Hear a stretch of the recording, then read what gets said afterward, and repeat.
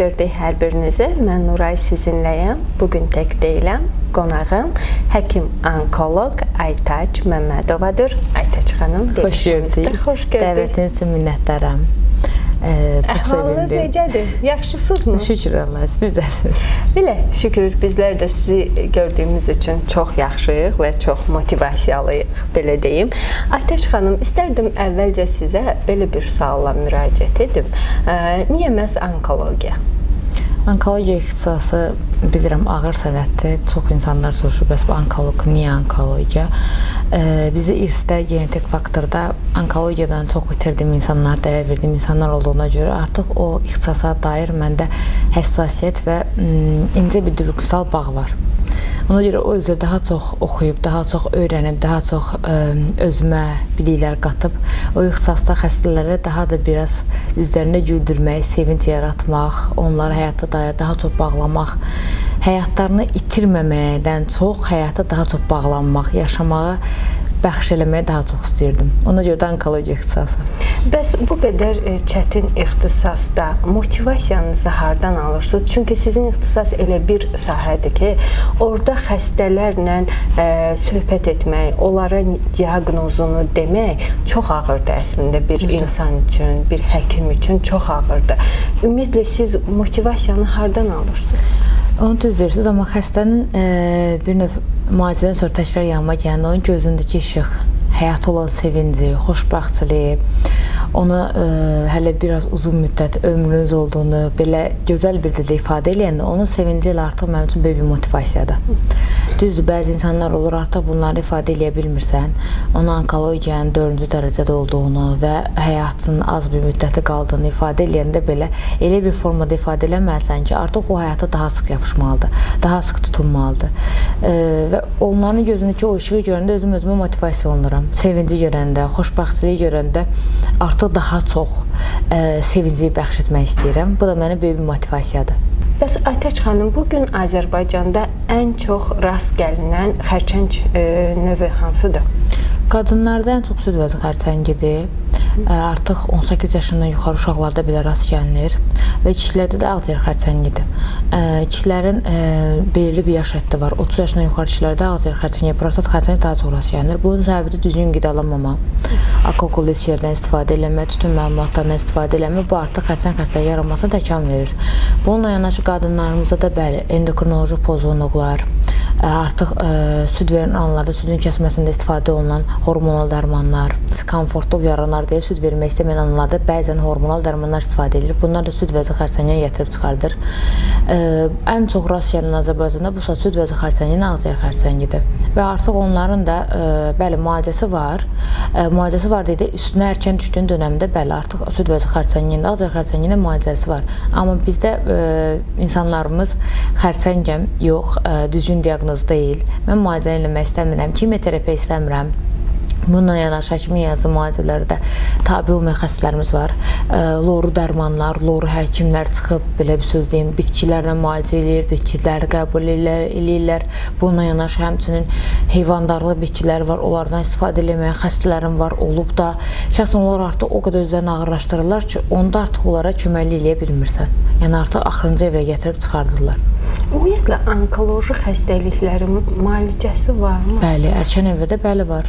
Ona görə biz dönə-dönə vurğulayırıq, dönə-dönə məlumat veririk. Qadınlar da, kişilər də ildə bir dəfə onkoloji check-up müayinədən keçməlidir. 40 yaşın üstün qadınlar 6 aydan bir, 50 yaşın üstün kişilər də 6 aydan bir müayinədən mütləq keçirilməlidir. Erkən diaqnoz qoyulanda bəli, müalicəsi var. Ümumiyyətlə, onkologiya xəstəliklərinin Azərbaycanda dəqiq diaqnozunun qoyulması üçün şərait varmıdır? Bir də ümumiyyətlə bu onkoloji xəstələr icbari tibbi sığortadan istifadə edərək müayinədən keçə bilərlərmi?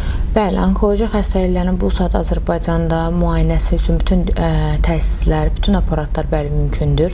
Bütün müayinələr də olunur və son evrədə aparatlarımız var. İcbari tibbi sığortada həmçinin bütün MRT, KT müayinələri, onkoloji, onkomarkerlər, qan təhlilləri, UZI, hamısı icbari tibbi sığorta ilə hər bir vətəndaşımız ondan yararlana bilər. Onkologiya çox çətin bir sahədir. Bu xəstələrə diaqnoz qoymaq və bu diaqnozu xəstələrlə bölüşmək Bu anları necə yaşayırsınız? Bu hissləri necə bölürsünüz, necə bölüşdürürsünüz? İlkin evrədə olan diaqnozlarda, yəni birinci mərhələdə olan diaqnozlarda xəstədə anlayışlı qarşılaraq müalicə edirik. Müalicə yönlərində də belə artıq xəstənin danışıq şəkli var, danışıq forması, həkimin sözləri belə, baxışı belə, rəftarı belə xəstəyə psixoloji olaraq motivasiya verir.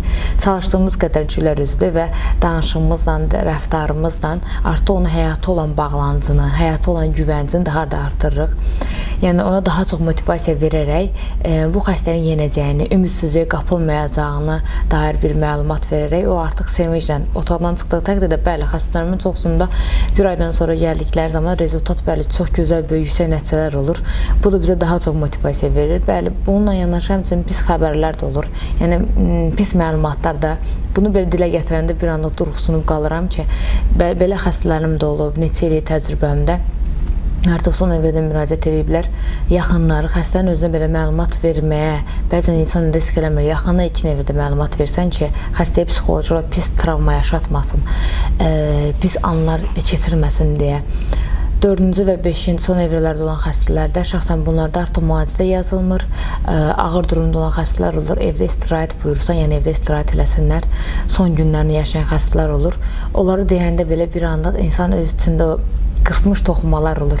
Yəni sənin də ailəndə bu insanları bu xəstəlikdən itiribsən. Həmin o şeylər gözün qabağına gəlir və yaşadığın şeyləri xəstə yaşatmamaq üçün əlindən gəldiyi kimi normal, düzgün və psixoloji baxımdan motivasiyasını artıran şəkildə danışırsan. Belə bir xəstəm də var.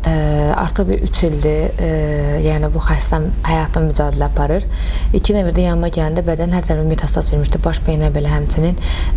Xəstə yaxınında öz qardaş oğluna məlumat verdim ki, bəs bu stadiyadadır, ona evdə istirahət, amma həmin xəstəmin immun sistemi yüksək olduğuna görə, yaş faktor da var idi, yaşda çox qoca olduğuna görə artıq ona biz kimyoterapiya, şuroterapiya verə bilmirik, müalicə eləyə bilmirik.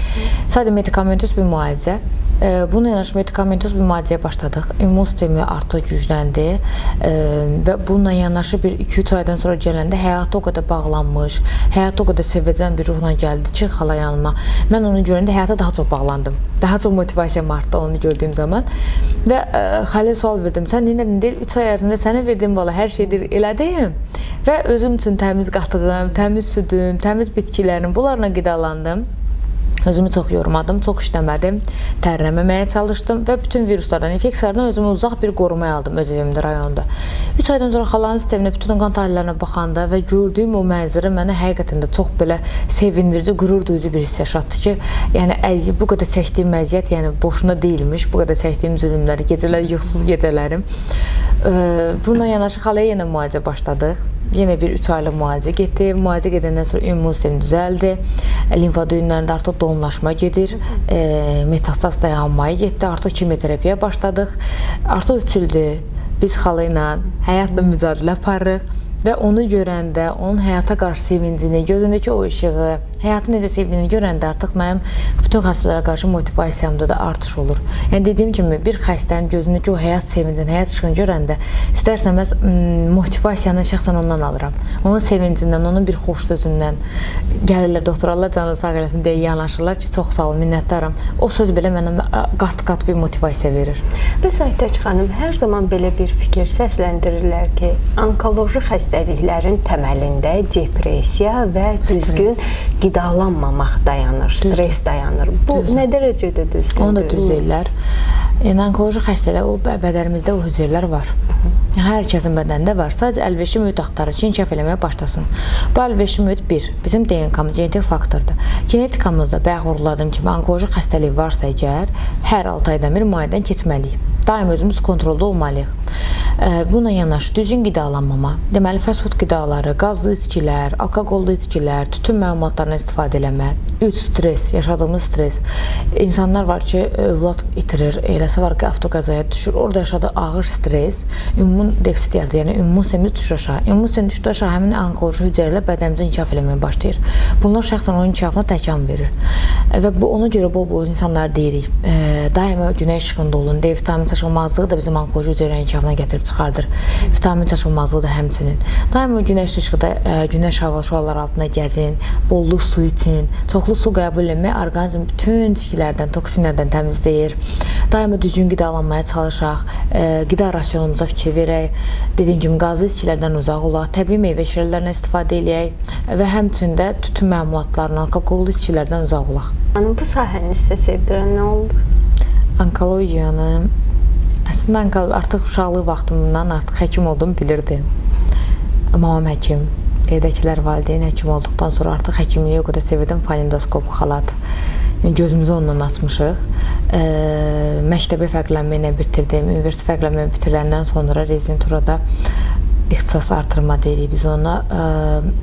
Dediyim kimi ailəmdə xərçəng xəstəliyini itirdiyim çox insan olduğuna görə xərçəngi daha, onkologiyanı daha çox istədim. Və onu mənə sevdirən, bayaq vurğuladığım kimi, yəni də deyirəm, o insanlara düzgün diaqnoz qoyub, düzgün vaxtında müalicə elədiyim zaman gözlərindən aldığım o işıq, xoşbəxtçiliyi mən artıq ixtisasımı daha çox sevirəm. Və ixtisasımı ilk təməldən sevmişəm. Sevərək də bu üzrə getmək istəyirəm. Daha da artırmaq, daha da özümə qatmaq, daha da öyrənmək, daha da mütəxəssisləşmək istəyirəm ki, onkologiyadan itirilən xəstələrin sayı azalsın. Və onkologiya sözü gələndə o onkologiya, vahiməli bir səs, vahiməli bir qorxulu bir həyəcan, stres, onu yaşamağını istəmirəm insanların. Onkologiya deyəndə xoş əhval-ruhiyyə onkoloji xəstəlik ola bilər. Check-up'ımızdan keçirik, müayinəmizdən keçirik, vaxtında erkən müayinələri keçirik, erkən diaqnoz qoyulmanla artıq onkoloji xəstəliklərin, yəni ölümlə səbəblənmir. Vaxtında diaqnoz qoyulduğu zaman. Buna görə də çalışdığım qədər, dəvət olunduğum qədər bütün yerlərə gedirəm ki, onkologiya barəsində insanları maarifləndirim, bilgiləndirim. Onkoloji check-up barəsində. Allah'a şükür, yəni imkan olan və imkan olmayan insanlar hamısı bu check-updan yararlana bilər. İcbari tibbi sığortada var, bütün müayinələrimiz mövcuddur. Bütün insanlar 6 aydan bir bütün bu müayinələrə keçə bilər. Uşaqlar da daxildir, böyüklər də, kiçiklər də hamısı bu müayinəyə daxildir. Son olaraq istərdim Aytaç xanım, gələcəkdə həkim olmaq istəyən, ümumiyyətlə onkologiya sahəsində peşəkar olmaq istəyən gənclərimizə arzularınız, tövsiyələriniz nə olardı, onu eşidək sizdən. Onkologiyanın hər çətinliklərinə razı olub artıq bu ixtisasa getsinlər. Bilmirəm, məndə biraz çox duyğusalam bu ixtisasa görə. Yəni, onkologiya çətin bir ixtisasdır. Daima oxuyub, daima öyrənmək, daima artırmaq. Gənclərimə məsləhətim ixtisasın mütləq şəkildə bir neçə ölkələrdə olmaq, həmçinin bizim onkologiyalarda olmaq, işləmək, daima özlərinə yeniliyə qatmaq. Onkologiya oxudun biti demək deyil. Hər il öyrənirsən, hər il oxuyursan, hər il özünə qatırsan. Mən artıq sərbəst onkoloq cərraham. Buna baxmayaraq mən yenə də öyrənməyə çalışıram. Yenə də özümü bayaq vurguladığım kimi mütəxəssisləşdirməyə çalışıram. Yenə də hər il onkologiya üzrə Amerikada, Almaniyada təzə tətbiqlər çıxır, təzə qaydalar çıxır, kimyoterapiyanın təzə növləri çıxır və bununla şüaterapiyanın da həmçinin hər il biz artıq öyrənməyə razı olmalıyıq və onkologiyanın çətinliyinə razı olmalıyıq. Gənclərimizə məsləhətim, əgər onkologiya ixtisasını istəyirlər ki, birinci o ixtisası sevməlidirlər. Onun hər çətinliyini dözməlidirlər. Bayaq vurguladığım kimi xəstə ilə danışanda belə, xəstə o bəd xassəli, törəməni deyəndə belə elə bir formada deməlidirlər ki, danışıq tərzində deməlidirlər ki, artıq xəstə bəd xassəli törəmədə öləcəm deyə qapılıb, əlin hər şeydən üzməsin. Danışıq tərzimizə fikir verməliyik. Zaten bunu universitet dönəmində bizə keçirlər, xəstə ilə psixoloji olaraq danışıqda. İxtisas artırmada onkologiya üzrə daha çox mütəxəssisləşsinlər, daha çox işləsinlər, daha çox oxusunlar, daha çox çalışsınlar. Amma bir mənalı şəkildə onkologiya çətin olaraq qəbul edib, onun hər çətinliyinə, hər yuxusuz gecələrə dözməlidirlər. Teşekkür edirik Aytaç xanım. Belə maraqlı müsahibə üçün minnətdarım. Mən təşəkkür edirəm dəvətiniz üçün. Çox sağ olun. İnsanlarımızı maarifləndirməyə, belə onkoloji barəsində biliklərini artırmaya səbəb olduğu üçün mən sizə təşəkkür edirəm. Belə, əziz tamaşaçılar, verilişimiz sona çatdı. Sonda yaratdığı şəraitə görə Qraf Otelə minnətdarlığımızı bildiririk. Yenidən görüşmək ümidi ilə sağlıqla qalın.